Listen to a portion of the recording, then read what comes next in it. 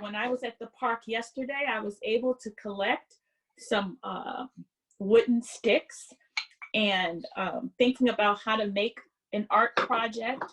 I also have had other opportunities to go to the beach where I collected this fossil rock that was on the shore. And I also wanted to share with you my collection of rocks. They're so wonderful and colorful. I don't know, can you see that?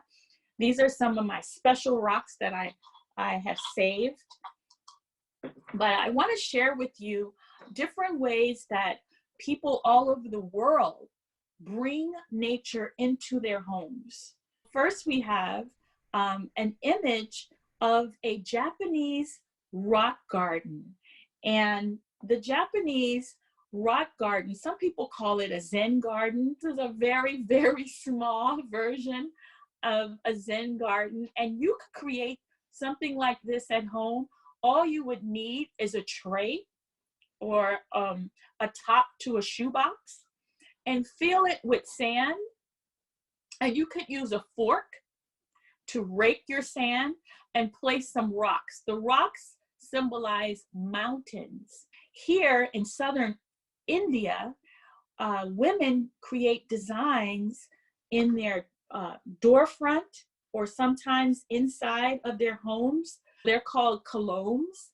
In Ethiopia, when you visit someone, there is a tradition of having a coffee ceremony. A mat made out of papayas is created, and usually women carry on the ceremony and they place flower petals on top of the grass, and it sits near where the ceremony is being held.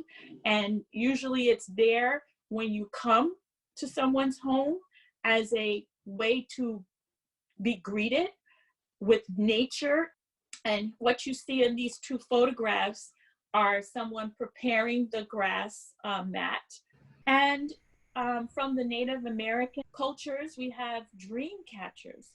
And it's usually hung traditionally over a child's crib to protect children from having bad dreams. So today, we're going to create our very own dream catcher. So I made one here. What you will need for this is some paper. Take a piece of cardstock, and you want to trace a large circle. So what I found useful was using a bowl. You're going to trace a circle around your bowl. And before I cut this circle out, I'm going to trace a smaller circle. So I used a lid. See if you can find something smaller and trace another circle inside of that circle. And now I'm ready to cut it out.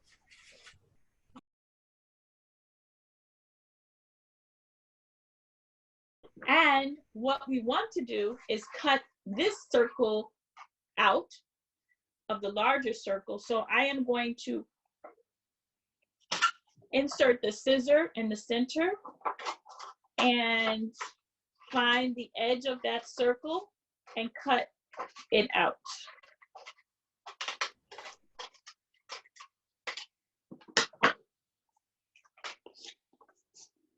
So you have something that looks like a donut. And what I'm going to do is insert some holes around the inner circle, about an inch apart from each other. But if you don't have a hole puncher, don't worry. You could just use a pencil and insert it to press some holes around your circle.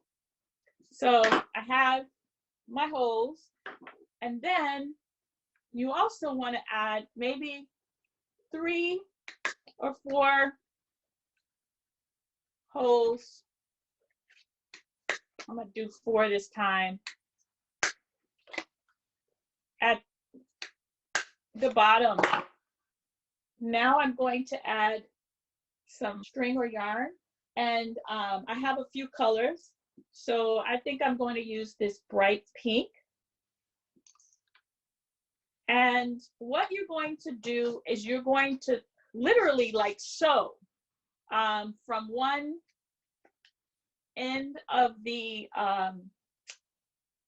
circle across to the next. Go in the holes that you punched. Oh. I don't want to get it tangled in a knot, so I'm trying to be careful. It does kind of look like a spider web.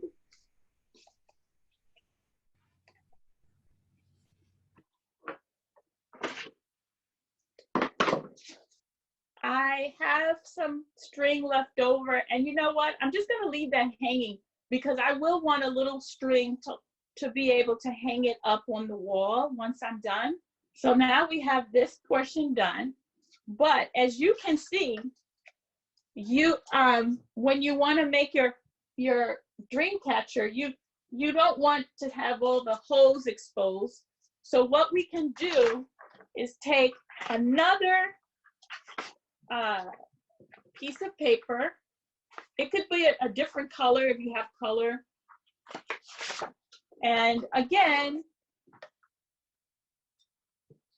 trace out whatever you used before, use that larger circle and trace it again. So here we have our dream catcher, and we're going to put this on top of it and glue it. So we'll still be able to see our holes in the back, but we're gluing this on top. But before we glue it, we want to put our strings that will hang down and tie those first. So I'm going to use some of this color, some purple, and I want to have 4 strings come down. I'm going to tie that quickly. I have my 4 strings tied. There. I'm going to glue on this circle. You could use glue stick if you have it. Or if you don't have glue or glue stick, you can use tape. And I'm just going to put it right on top. There. Next part of designing this is to make some feathers. And I'll just show you how to construct a feather. You need a piece of rectangle paper. This is the rectangle. And what I'm going to do to make the feather is to fold it in half.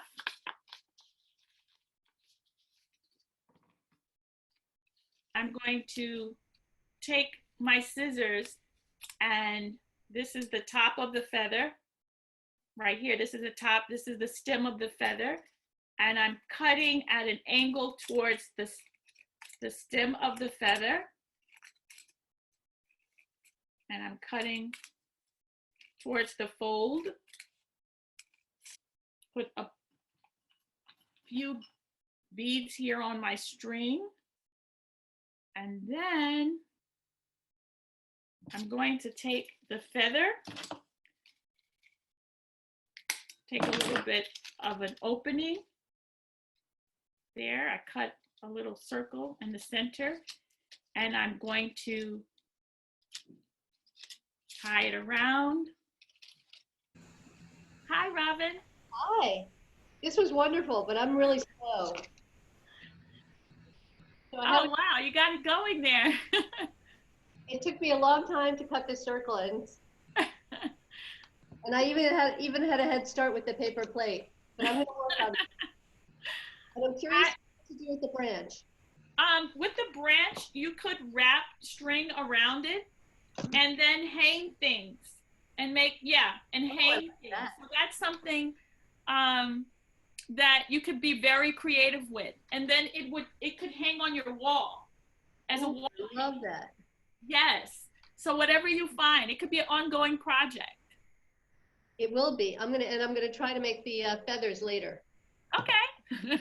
Well, since we have you here, Yes. what are some ways that you bring nature into your home? Pine cones. Oh, wow. Yeah. Where did you collect those? In our backyard, actually, in my dad's backyard. So Wow. I've got a bunch of those. These have been around for a while. I'm trying to think of what else we have that's from outside. I have a lot of branches, and I have made, I have them in the other room, but sensory bottles with branches and tapioca or rice. And when you roll it, it actually makes it sound like it's raining outside. And it's really, really meditative and really calming, especially for children. And I'm going to practice cutting out circles, and then maybe I'll do it with our families as well. I've been gathering pointers from your previous sessions. Yeah. Another way I was just thinking, people always bring in flowers to their home, and they plants, and we bring these things into our home because we want to be connected to nature. Thanks, everybody. Everyone. Feliz Dia de las Madres. All right. Thank you, Stephanie.